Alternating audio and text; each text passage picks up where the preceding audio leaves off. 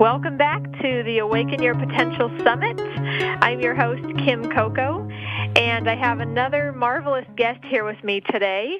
She's one of the youngest and most widely recognized faces in yoga, and she has an appetite for yoga that's infectious. And if you've ever been to one of her classes, you know what I'm talking about.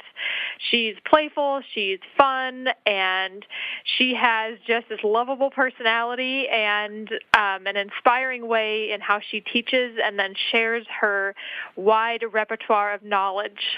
So Kathryn Budig is here with us today.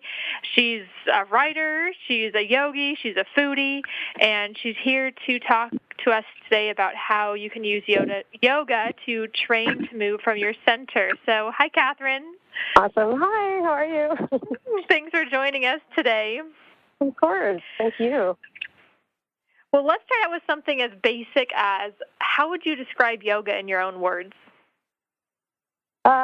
Well, yoga is such a personal thing. It's ever-changing for me, and I think it really depends what part of life you're in when yoga enters it.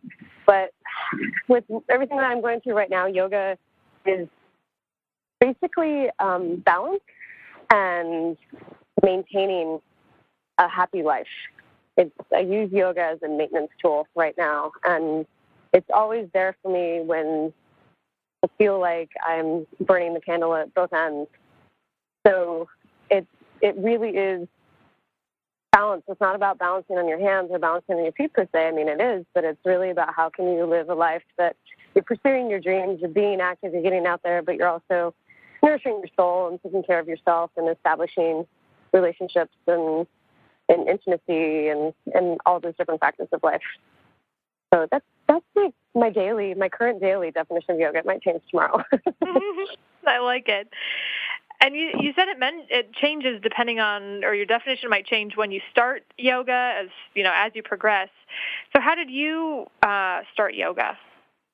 I started yoga when I was in college. I have a background. I've been acting since I was a little girl, and I was doing musical theater, and one of my ballet girlfriends went off for the summer and did this ballet school, and they integrated yoga into the program.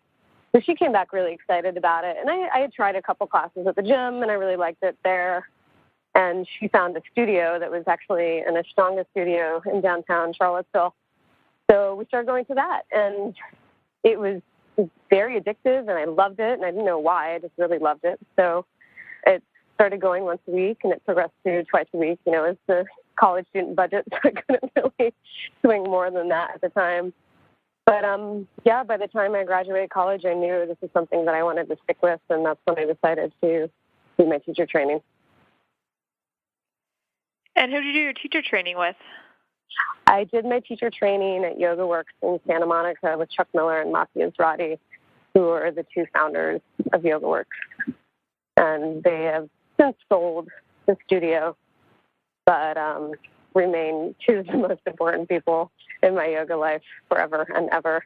And Mati in particular is my mentor, and I can't teach a single day of my life without thinking about her or hearing her voice in the back of my head at some point. When you go back to thinking of when you first started yoga back in college, can you think of what really you noticed differently in your life when you started? Oh, gosh. I was a college student. I was busy studying and singing and dancing and drinking beer. It was fun. That's really what it was for me at that time. It was using my body in a way that I had never explored before. And I didn't even know that my body was capable of making these shapes, and the exploration was really amazing. So I think at that point in my life, what was really enthralling was potential. And it was, really young and super athletic, and so I was up for the challenge.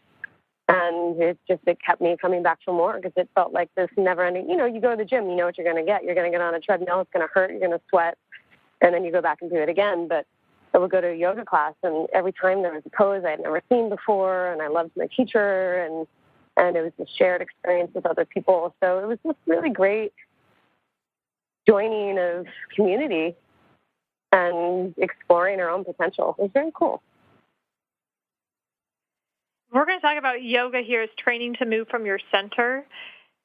How would you describe the, what's at the center of the core of us as humans?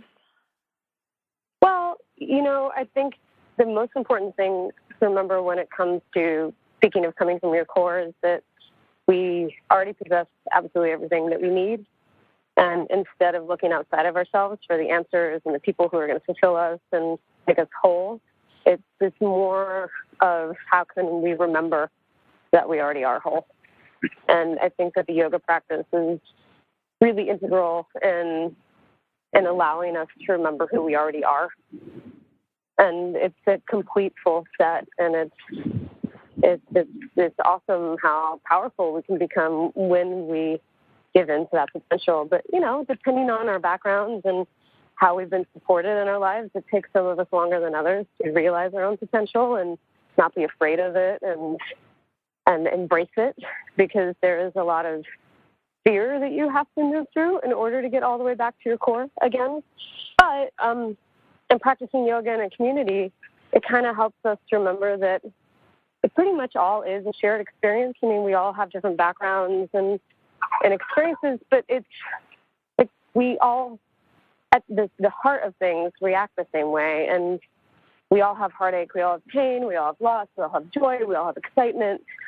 And when you realize that we're all having the same reactions and experiences, it kind of makes you feel more full when you're not feeling so great. So I think all those little steps in practicing yoga and being in community is what creates the glue to make a really strong core and center. So I'm going to repeat some of that just to make sure I got it. So you're saying that yoga helps us really connect to our core because it's a tool to allow us to remember who we really are and that we have all that we need inside of us already. We might just need to peel back some of the layers to remember that. Totally, exactly.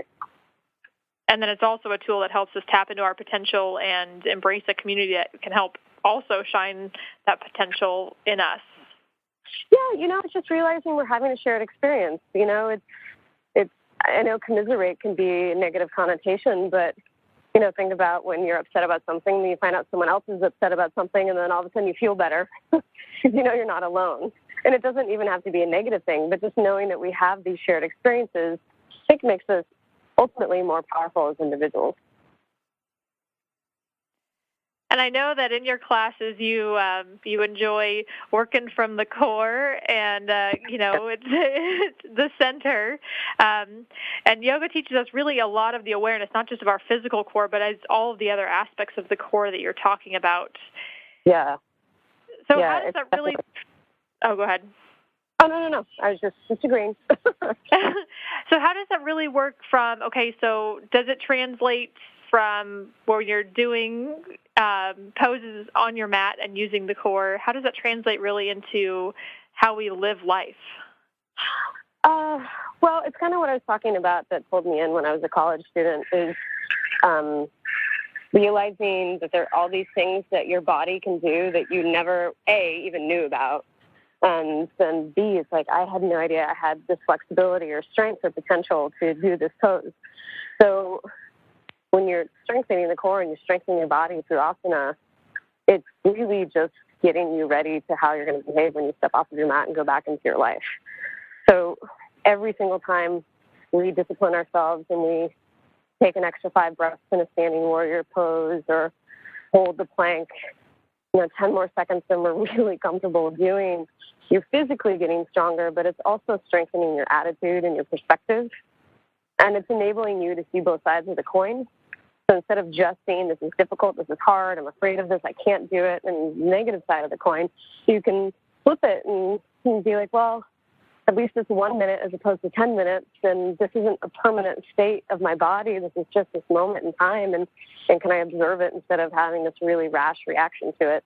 And it's that kind of attitude that then when you step off the mat and someone pisses you off or something comes up, you don't have this pounce reflex on someone.